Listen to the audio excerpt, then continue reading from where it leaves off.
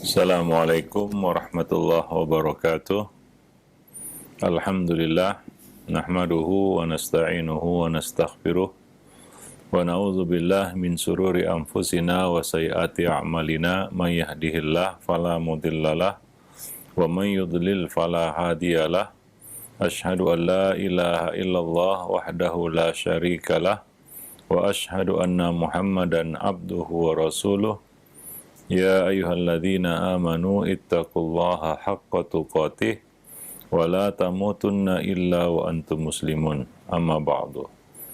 Fa inna ahsanal kalami kalamullah wa khairal hadi hadi Rasulillah sallallahu alaihi wasallam wa syarrul umur muhdatsatuha wa kullu muhdatsatin bid'ah wa kullu bid'atin dhalalah wa kullu dhalalatin finnar. Ma'asyiral muslimin rahimani wa rahimakumullah, para pemerhati roja, semoga Allah Subhanahu wa taala merahmati kita semua. Alhamdulillah, pada kesempatan siang ini kita dapat bertemu kembali masih bersama buku Talbis Iblis tulisan Ibnul Jauzi. Kita masih di dalam bab yaitu Talbis Iblis, perangkap iblis terhadap kaum sufi, ya, di dalam beberapa aspek agama. Sebelumnya kita sudah jelaskan bagaimana sikap para ulama salaf terhadap penyimpangan-penyimpangan yang terjadi pada seseorang, ya, walaupun kondisi orang itu terlihat baik, namun ketika orang-orang yang terlihat baik ini, ya, menunjukkan pemikiran yang sebenarnya, apa yang menjadi keyakinan mereka, maka para ulama salaf tersebut tidak segan-segan mengeluarkan pernyataan tahdzir, peringatan agar mewaspadai orang-orang seperti itu, ya.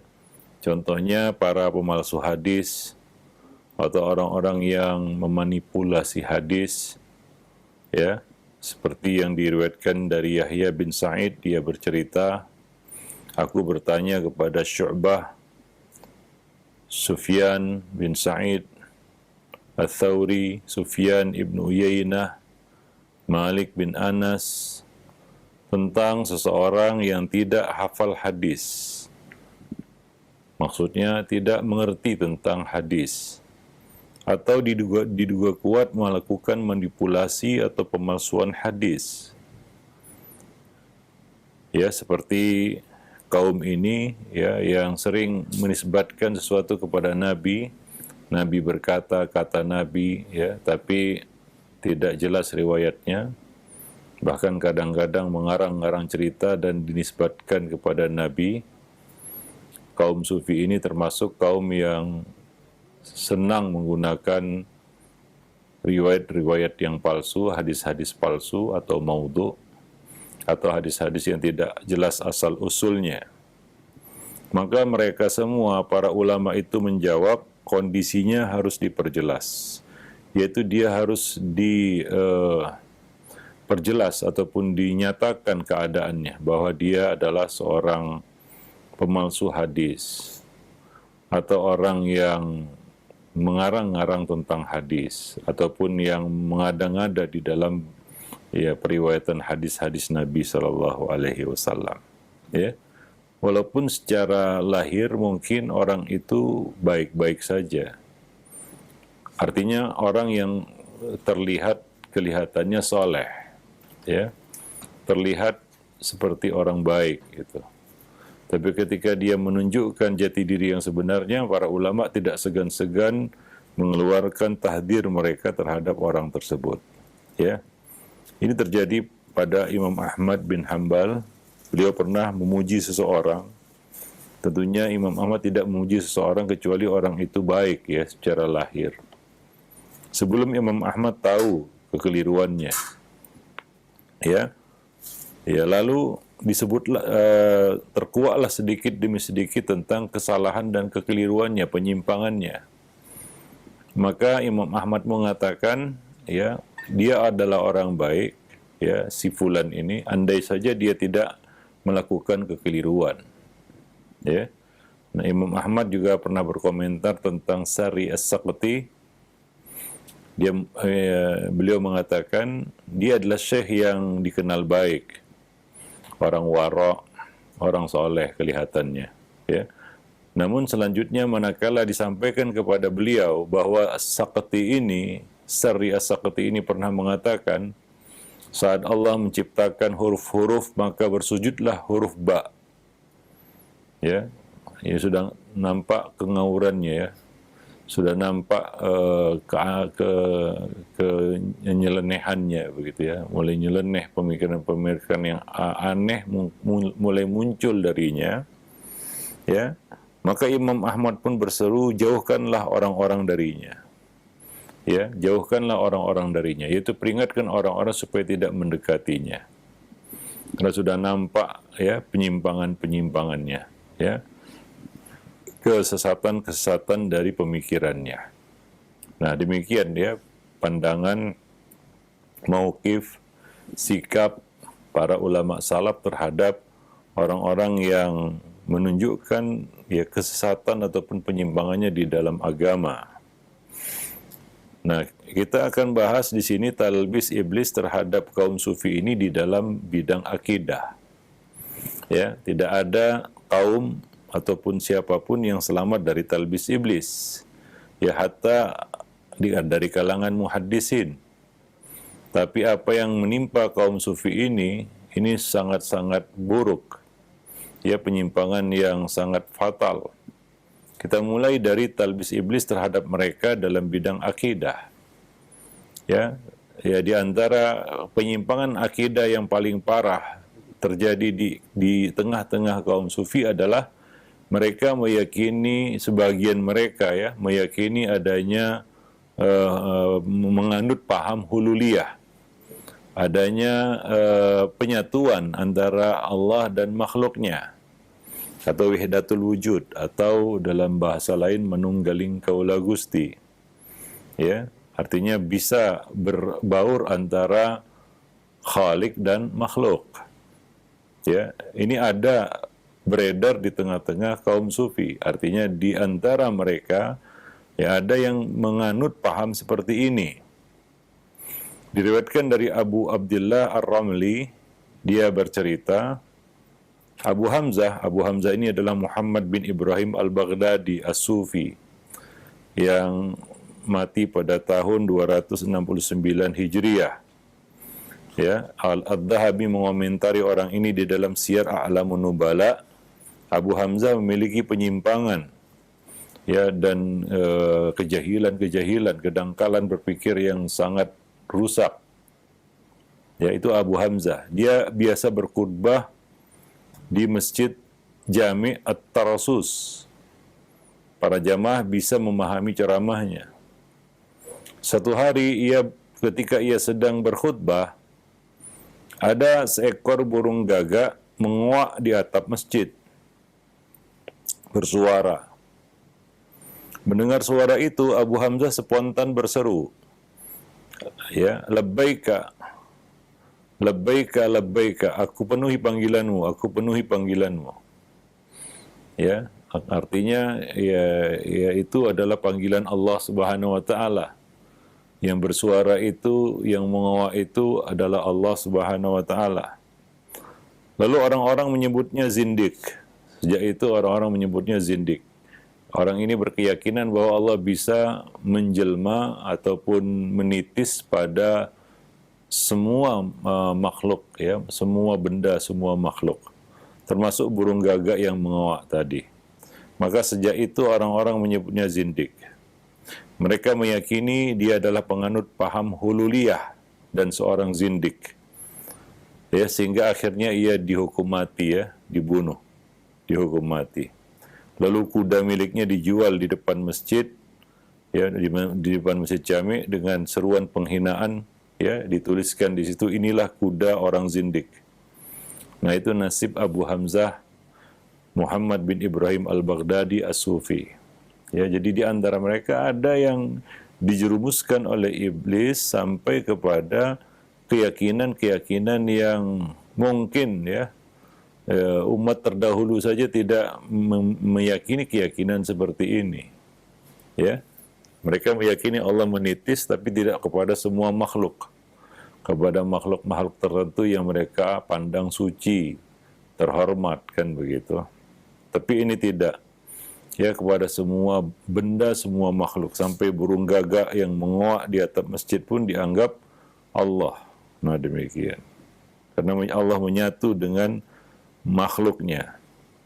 Ya, Abu Bakar Al-Farghani ya, meriwayatkan bahwa ia berkata, Abu Hamzah ini yang kita ceritakan tadi, ya, Muhammad bin Ibrahim Al-Baghdadi ini, setiap kali mendengar sesuatu, selalu saja dia spontan berkata, aku penuhi panggilanmu, aku penuhi panggilanmu. Maka dari itu orang-orang pun menyebutnya sebagai penganut keyakinan hululiyah, yaitu wahdatul wujud. Ya, nah jadi ini salah satu talbis iblis terhadap kaum sufi ini, yang menyeret mereka kepada kesesatan dalam bidang akidah yang sangat buruk dan parah. Ya, nah demikian. Ya, As-Sarraj menuturkan, aku menerima berita ya bahwa para penganut paham haluliyah ini mengatakan Allah Al-Haq dan Allah memilih materi-materi yang dia tempati ya sesuai dengan makna ketuhanannya. Dan dia sudah hilangkan unsur-unsur kemanusiaan dari dirinya. Jadi Allah bisa menyatu dengan apapun, makhluk apapun, wujud apapun. Ya, ini pemahaman ataupun apa yang mereka yakini. Ya, maka dahulu penganut paham hululiyah ini banyak yang dihukum mati karena dianggap kafir. Ya, dianggap kufur, keluar dari Islam. Ya. Nah, di antara mereka ada yang mengatakan Allah Al-Haq menitis pada materi-materi yang dipandang indah di alam semesta ini. Maka yang indah-indah itu adalah wujud dari Allah Subhanahu wa taala. Bahwa itulah Allah yang menjelma menjadi wujud-wujud yang indah di alam semesta. Nah, itu pemahaman kaum haluliyah ini ya. As-Sarraj mengatakan, aku juga menerima berita bahwa sekelompok penduduk Syam menganggap melihat Allah dengan mata hati di dunia, sama seperti melihat Allah dengan mata kepala di akhirat. Dan Sarraj juga mengatakan, aku menerima berita juga bahwa budak milik Al-Khalil, ya, saat bersaksi kepada Abul Husain An-Nuri mengutarakan, aku kasmaran kepada Allah, artinya tergila-gila, artinya isyq ya, ya'syiq. Ya, bukan hanya sekedar menyintai ya, menyintai dengan nafsu, artinya itu isyq ya, kepada Allah Subhanahu wa taala. Jadi dia menyintai Allah seperti dia menyintai makhluk. Dan Allah pun kasmaran kepadaku. Ya. Allah pun kasmaran kepadaku. Maka Abu Ya'la Al-Qadi Abu Ya'la mengatakan kelompok hululiyah ini beranggapan bahwa Allah bisa dibuat kasmaran, ya isyq, ya cinta yang yang berlebih-lebihan ataupun isyq ya, cinta buta atau cinta yang disertai dengan nafsu gitu. Ya, Allah bisa dibuat kasmaran kata mereka. Nah, demikian. Jadi Ibnul Jauzi mengomentari, orang yang berpendapat seperti ini bahwa Allah bisa jatuh cinta dalam bentuk isyq ya kepada makhluknya, ia mengatakan yang demikian ini dinamakan dengan kebodohan, kata beliau. Ibnul Jauzi mengatakan ini jelas suatu kebodohan, kejahilan. Jadi tinjau dari tiga sisi. Yang pertama adalah dari sisi penggunaan istilah bahasa. Isyq itu tidak dinisbatkan kepada Allah bahwa Allah ya'syiq ya kepada hamba-hambanya. Ya, dan juga tidak ada ungkapan hamba itu ya'syiq ilallah gitu. Ya, atau dalam istilah kasmaran gitu, atau orang yang jatuh cinta dengan nafsu. Ya, nah, menurut pakar bahasa hal itu hanya digunakan untuk seseorang yang ya kita katakan hendak dinikahi ataupun hendak menikah antara suami istri. Ya, itu antara manusia dengan manusia, bukan antara manusia dengan pencipta. Ya, tidak disebut dia kasmaran atau isyak. Yang kedua, bahwa sifat-sifat Allah diketahui berdasarkan keterangan dalil. Tidak boleh kita menisbatkan satu sifat, baik itu sifat zatiyah maupun fi'liyah, tanpa dalil. Maka tidak ada dalil yang menyebutkan bahwa Allah itu ya'syik. Ya, Allah itu jatuh dalam cinta buta ataupun kasmaran kepada hambanya. Isyak, ya, itu tidak ada. Allah menyintai hamba-hambanya, yang taat kepadanya. Ya, seperti firman Allah, yuhibbuhum wa yuhibbunahu. Mereka menyintai Allah, Allah menyintai mereka dan mereka pun menyintai Allah. Ya, al-hub, mahabbah, bukan isyak. Ya, nah ini orang kaum sufi ini, ya, mereka menyintai Allah seperti mereka menyintai manusia, ya, yang tergila-gila, istilahnya jatuh cinta tergila-gila kepada seseorang.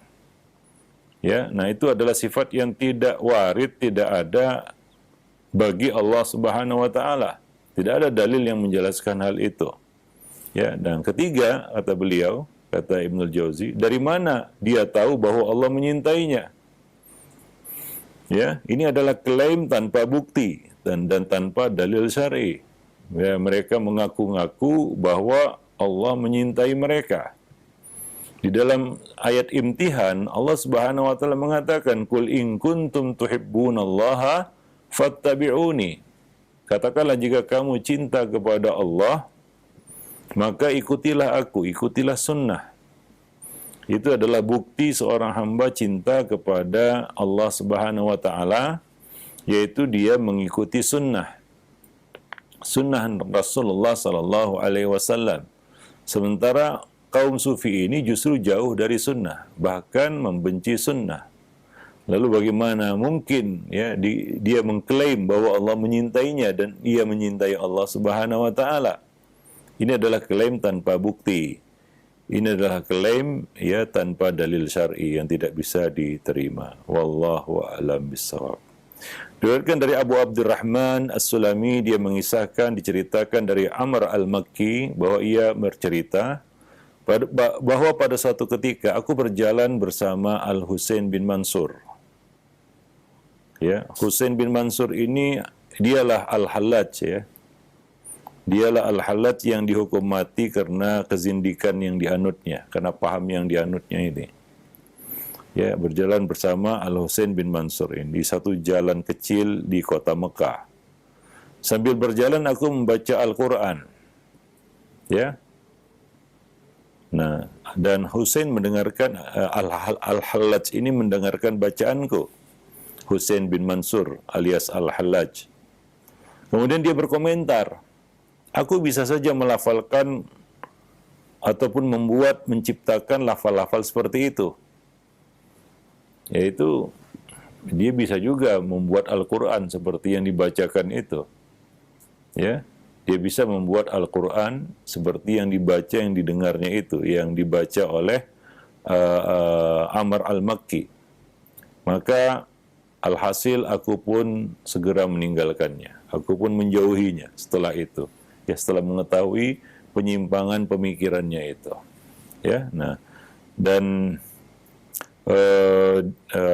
dinukil juga melalui sanad yang bersumber dari Abul Qasim Ar-Razi, dia mengatakan Abu Bakar bin Mamshad bercerita, seseorang mendatangi tempat kami di Dainur dengan membawa sebuah keranjang, dan dia tidak pernah meninggalkan keranjang itu, baik waktu malam maupun siang hari. Orang-orang penasaran, ya. Lalu mereka memeriksa keranjang tersebut. Ternyata di dalamnya didapati sebuah buku tulisan Al-Hallaj. Judul buku itu adalah Minar Rahmanir Rahim ila Fulan bin Fulan. Lalu buku itu dibawa ke Baghdad dan ditunjukkan kepada Al-Hallaj. Setelah dia periksa, dia berkata, Hallaj ini berkata, ya, ini memang tulisan tanganku. Aku sendiri yang menulis teksnya. Maka orang-orang pun mengatakan, ya, sebelumnya kamu mengaku sebagai nabi. Ya, dia sebelumnya mutanabbi, yaitu orang yang mengaku nabi. Dan sekarang kamu mengaku sebagai Tuhan. Ya. Begitulah kesesatan, ya.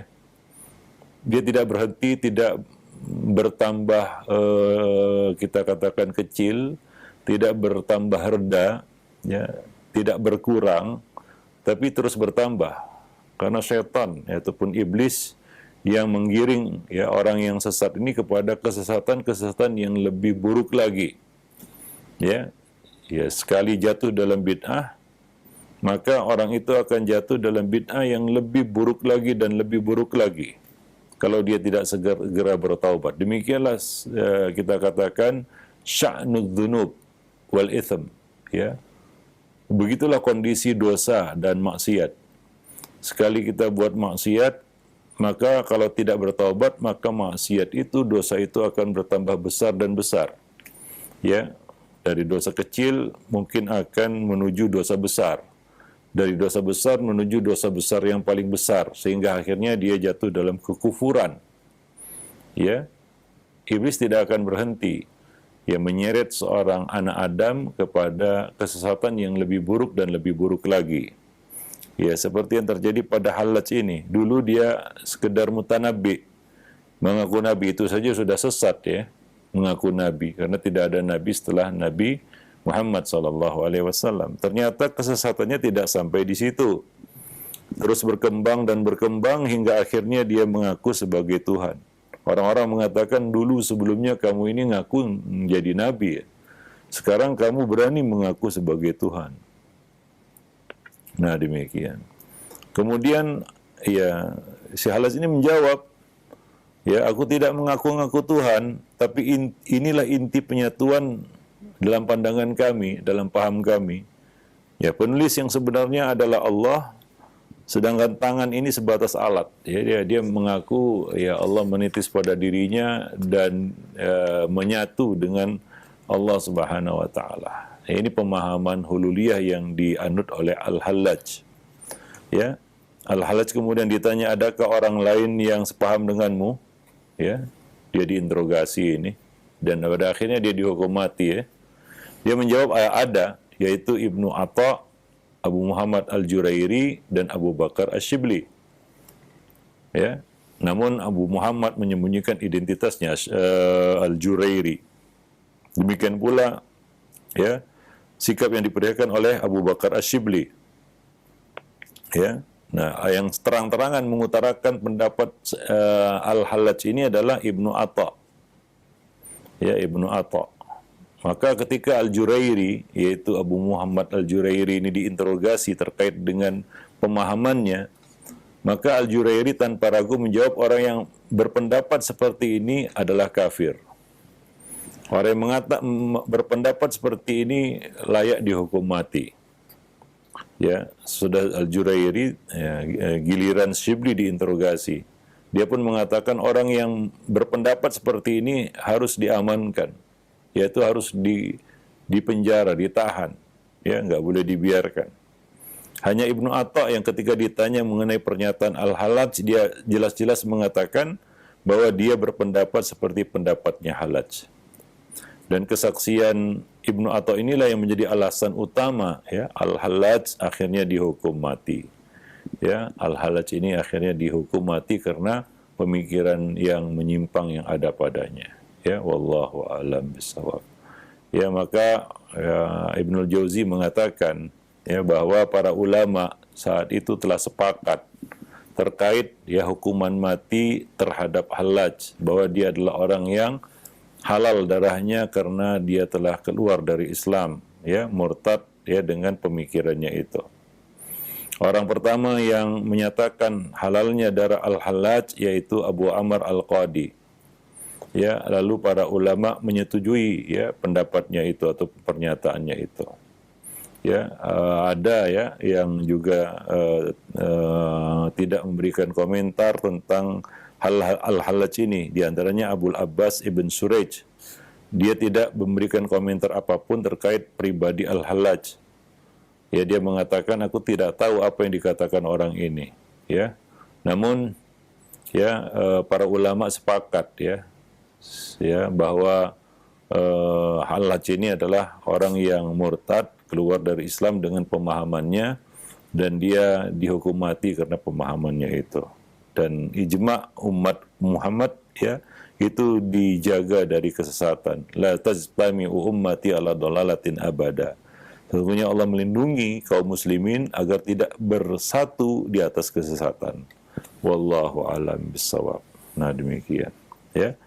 Hingga di Abu Bakar Muhammad bin Daud Al-Faqih Al-Asbahani mengatakan, jika apa yang diturunkan kepada Allah, jika apa yang diturunkan Allah kepada nabinya Muhammad SAW adalah benar, berarti apa yang dikatakan Hallaj itu adalah suatu perkataan dan perkara yang batil. Nah, demikian ya. Nah, begitu pendapat atau sikap tegas dari Al-Faqih Abu Bakar terhadap Al-Hallaj ini. Wallahu a'lam bishawab. Baik.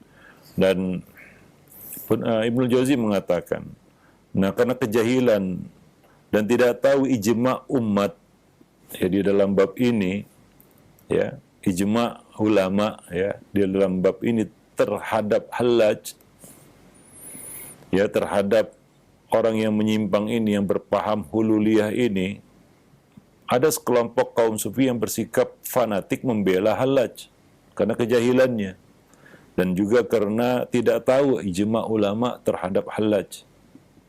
Ya, komentar ulama ya yang ya tidak tidak ada perbedaan pendapat di situ tentang Hallaj. Kalau ada ya tadi ya sekedar mengatakan aku tidak tahu apa yang dikatakan oleh Hallaj ini. Ya, selainnya para ulama sepakat tentang penghalalan darah Al-Hallaj, bahwa dia adalah orang yang layak dihukum mati ya karena pemikirannya. Namun ya karena kejahilan dan ketidaktahuan tentang hal ini, ada sekelompok sufi yang bersikap fanatik membela Al-Hallaj ini. Seperti yang dinukil dari Ibrahim bin Muhammad An-Nasrabazi. Ia mengatakan, jika setelah para nabi dan orang-orang yang benar imannya masih terdapat ahli tauhid, maka Al-Hallaj itulah orangnya. Dia menganggap bahwa apa yang diyakini oleh Al-Hallaj ini adalah murni tauhid, ketauhidan yang murni, ketauhidan para nabi, ya ketauhidan yang benar. Ini perkataan dinukil dari Ibrahim bin Muhammad An-Nasrabazi, seorang sufi, ya, karena ketidaktahuannya mungkin ya terhadap pemikiran-pemikiran Hallaj ini, ataupun tidak tahu ijma ulama di dalam bab ini terhadap Hallaj. Wallahu alam bisawab. Nah, demikian ya. Ibnu Jauzi mengatakan seperti itulah kondisi sebagian besar penceramah dan para sufi pada saat itu ya, karena mereka semua tidaklah mengetahui syariat dan jauh ya dari pengetahuan tentang hadis-hadis Nabi ya, hingga akhirnya mereka tertipu ya dengan kita katakan kebohongan Al-Hallaj dan penyimpangan Al-Hallaj ini. Wallahu a'lam bishawab. Ini salah satu bentuk penyimpangan yang terjadi di kalangan kaum sufi di dalam bab akidah. Ini yang paling buruk ya. Diseret kepada keyakinan hululiyah, wahdatul wujud ya. Ya, keyakinan bahwa Allah ada di mana-mana, menyatu dengan makhluknya, bisa menitis kepada benda apapun, ya semua yang wujud ini hakikatnya adalah Allah, dan pemikiran-pemikiran sejenisnya yang itu tentunya bertentangan dengan akidah Ahlus Sunnah wal Jamaah. Wallahu a'lam bishawab ya. Nah, demikian. Dan tidak ada ya keburukan yang lebih buruk ya selain ya kita katakan menyimpang ya dari akidah yang benar. Ya, menyimpang dari tauhid. Wallahu a'lam bishawab. Nah, kemudian juga iblis juga menipu daya mereka, memperdaya mereka di dalam bab-bab lain, yaitu dalam bab ibadah terhadap kaum sufi ini. Ya, para penulis Ibnu Jauzi mengatakan ya tadi dalam bab akidah, nah juga di dalam bab ibadah. Ya, mulai dari berkaitan dengan terkait dengan toharoh, Ya, Ibnu Jauzi mengatakan pada uraian sebelumnya kami telah jelaskan talbis, tipu daya iblis terhadap ahli ibadah ya berkaitan dengan hal bersuci, taharah. Dan ternyata talbis iblis terhadap para sufi ya di dalam bab ini jauh lebih hebat daripada ahli ibadah itu. Ya, iblis pun semakin meningkatkan was-wasnya terhadap mereka terkait penggunaan air dalam jumlah banyak. Ya, yaitu berlebih-lebihan di dalam menggunakan air. Sampai-sampai aku pernah mendengar ya, Ibnu Aqil ditertawakan oleh kaum sufi karena hanya menggunakan sedikit air. Ya. Ibnu Aqil adalah salah seorang gurunya Ibnul Jauzi ya. Dia pernah ditertawakan oleh kaum sufi, oleh para sufi karena berwudu dengan menggunakan air yang sedikit. Ya, kisahnya bermula ketika suatu hari Ibnu Aqil yang memasuki ribat atau tempat ibadah ya, kemudian berwudu. Namun justru dia ditertawakan oleh kaum sufi ini karena ia menggunakan air yang sedikit. Ya. Ya seperti Nabi menggunakan sedikit air ya untuk berwudu. Mereka tidak mengetahui bahwa siapapun yang mampu menyempurnakan wudunya dengan satu ritel ya, maka itu sudah cukup baginya 500 mili. Ya secangkir aqua lah begitu ya, gelas kemasan aqua yang 350 mililiter itu. Ya, nah itu sudah cukup baginya. Dia bisa menyempurnakan wudhu dengan air sebanyak itu. Ya, tapi itu justru menjadi bahan tertawaan oleh kaum sufi ini, menganggap itu adalah suatu hal yang ya lelucon ya bagi mereka, karena mereka berlebih-lebihan di dalam menggunakan air. Ya, hingga kadang-kadang mereka mengusap bagian-bagian yang tidak perlu diusap. Ya, nah. Dan cerita yang serupa juga diterima dari Abu Hamid Asy-Syirazi bahwasanya suatu hari dia bertanya kepada seorang fakir ya, dengan apakah kamu berwudu? Fakir maksudnya ini orang sufi ya. Ya, dengan air apakah kamu berwudu? Dia menjawab dengan air sungai. Karena aku punya rasa was-was dalam amalan toharoh. Ya, jadi dia berwudu di sungai gitu ya. Ya sementara kita di sungai pun nggak boleh kita mubazir air. Ya, maka Syirazi pun berkata, setahuku para sufi terbiasa mengejek setan. Nah sekarang justru setanlah yang mengejek mereka. Ya, wallahu alam bisawab. Nah demikian ya. Ini berkaitan dengan toharoh. Ya ya penyakit yang sangat ya sering menyerang ataupun menghinggapi orang-orang terutama yang jahil adalah was-was di dalam bab taharah. Sehingga sebagian orang ya mereka mengulang-ulang taharahnya. Ya, mengulang-ulang taharahnya. Ya, bahkan sebagian dari mereka ada yang sudah masuk dalam sholat, membatalkan sholatnya, kemudian mengulangi taharahnya. Karena merasa taharahnya belum sempurna. Ya, ada yang mengulang-ulangnya di tempat wudhu. Ada bahkan yang mengulangi wudhunya, dia sudah berada di masjid, kemudian keluar lagi untuk berwudhu lagi, padahal dia tidak batal wudhunya. Ya, tidak ada pembatal wudhu padanya. Ya, tapi dia was-was bahwa taharahnya itu belum sempurna, ya belum seperti yang ya diinginkan Allah Subhanahu wa taala menurut mereka. Maka ia pun mengulanginya dan mengulanginya. Ya, sebagian orang ada yang bahkan mulai dari iqamat salat dikumandangkan sampai selesai dia belum keluar dari tempat wudhunya. Karena terus-menerus mengulangi wudhu. Nah ini ya kita katakan salah satu was-was iblis terhadap ya kita kan ahli ibadah dan kaum sufi, terutama orang-orang yang tidak tahu, tidak mengerti, jahil tentang ya sunnah-sunnah Nabi di dalam berwudu. Maka dari itu wajar kalau mereka menertawakan Ibnu Aqil yang berwudu dengan ya 500 mililiter air, yaitu air sebanyak satu gelas kecil. Mereka memandang tidak akan bisa berwudu dengan cara seperti itu. Padahal Nabi berwudu dengan yang lebih ya kita katakan ya lebih sedikit dari itu. Ya, dengan 1 mud air. Ya, Nabi berwudu dengan 1 mud air. Ya, lebih kurang 300-an mililiter air. Beliau bisa menyempurnakan wudu dengan air sebanyak itu. Ya, tapi itu jadi lelucon bagi orang-orang sufi ya. Mereka menganggap itu adalah suatu hal yang ya tidak masuk akal. Ya, karena mereka berwudu dengan kalau bisa dengan air sungai gitu ya. Mereka berwudu dengan air sungai. Bahkan sebagian orang kita lihat berwudu itu sampai basah kuyup. Padahal tidak semua badan ini anggota wudu. Anggota wudu itu tertentu. Tapi dia keluar dari tempat wudu itu basah kuyup seolah-olah mandi. Ya, nah demikian. Wallahu a'lam bishawab. Ada yang mondar-mandir keluar masuk tempat wudu karena dia mengulangi wudunya terus. Ada yang belum selesai wudunya sudah diulanginya lagi dari awal. Ada juga yang seperti itu. Belum selesai lagi wudunya dia sudah ulangi lagi dari awal.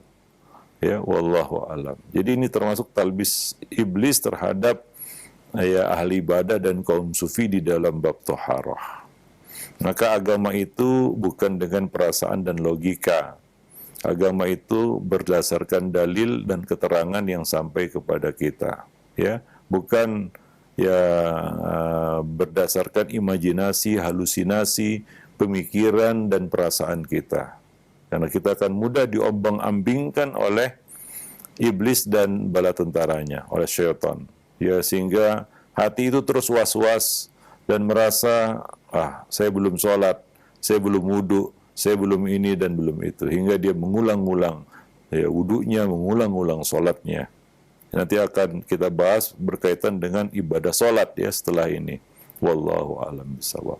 Nah demikian para ya pemerhati roja, kaum muslimin dan muslimat ya, talbis iblis terhadap kaum sufi di dalam bidang akidah, dan juga di dalam bidang taharah, ya, dalam bidang ibadah, ya, mulai dari taharah, salat dan lain-lain sebagainya. Wallahu a'lam bishawab. Ya, nah maka jelas ya, kaum ini menjadi makanan empuk bagi iblis karena mereka jauh dari ilmu. Seperti yang telah disampaikan ya, muqaddimah dari penjelasan ini oleh Ibnul Jauziyah tentang kaum sufi ini. Dari mana masuk setan terhadap kaum sufi ini? Yaitu dari kealergian mereka terhadap ilmu. Dari alerginya mereka terhadap ilmu. Dari jauhnya mereka terhadap ilmu. Dari situlah ya setan iblis masuk ya merusak mereka dalam semua aspek agama mereka. Wallahu a'lam bishawab. Subhanakallah bihamdik asyhadu an la ilaha illa anta astaghfiruka wa atubu ilaik. Assalamualaikum warahmatullahi wabarakatuh.